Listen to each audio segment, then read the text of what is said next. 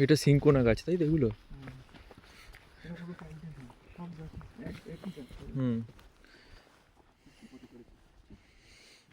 আমাদের special guest, আমাদের পাহারাদার, আমাদের পথ নির্দেশক,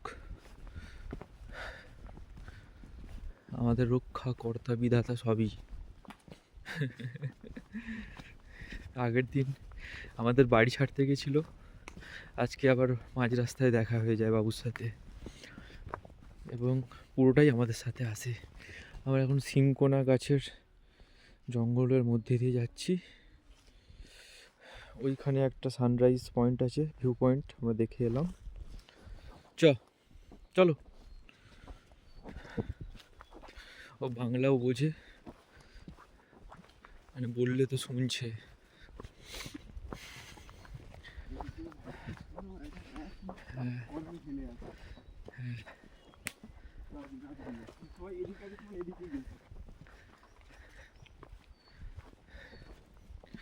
এইখানে দুই ব্যক্তি চিরনিদ্রায় আছেন। অনেক আছে উপরে। ও আচ্ছা, আগে উপরে অনেক আছে, আরও অনেক সমাধি আছে। এটা কবরস্থান।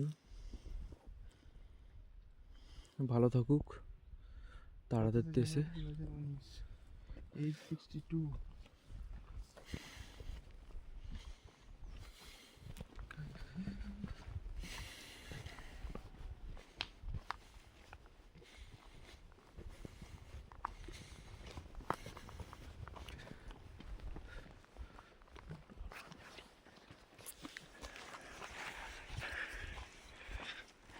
এটা কি চা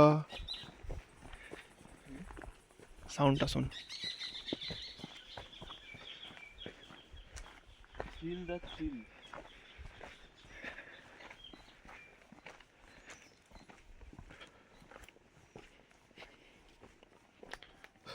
এইদিকে না? হ্যাঁ এইদিকেই।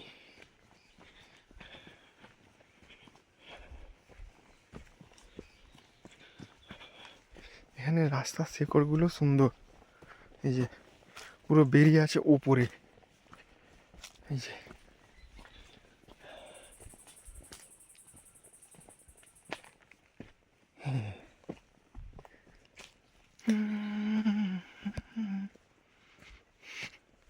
হ্যাঁ, গাছের যে প্যাটার্নগুলো সব একই দিকে হেলে।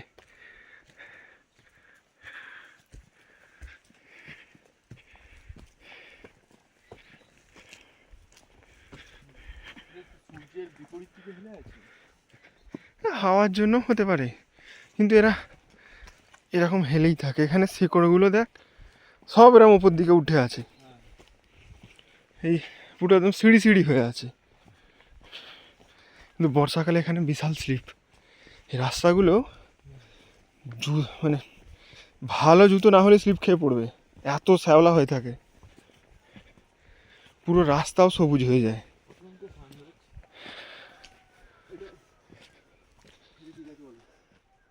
এটা তো পাইন। এখানে পাইন গাছ দেখবো আশা করি না, কম আছে। পাইন তো পুরোটাই প্ল্যান্টেশন, ব্রিটিশরা প্ল্যান্ট করেছিল। পাইন গাছ যেখানে হয় বাকি গাছেদের মেরে দেয়। পাইন গাছ প্রচুর বড় হয় তো। হ্যাঁ, ওই কাঠের লোভেই করা হয়েছিল। হ্যাঁ, কেননা এখানে তো বাড়িগুলো কাঠের তৈরি। হ্যাঁ, একটা পাইন গাছ বসালে একটা বাড়ি তো তৈরি হয়েই যাবে।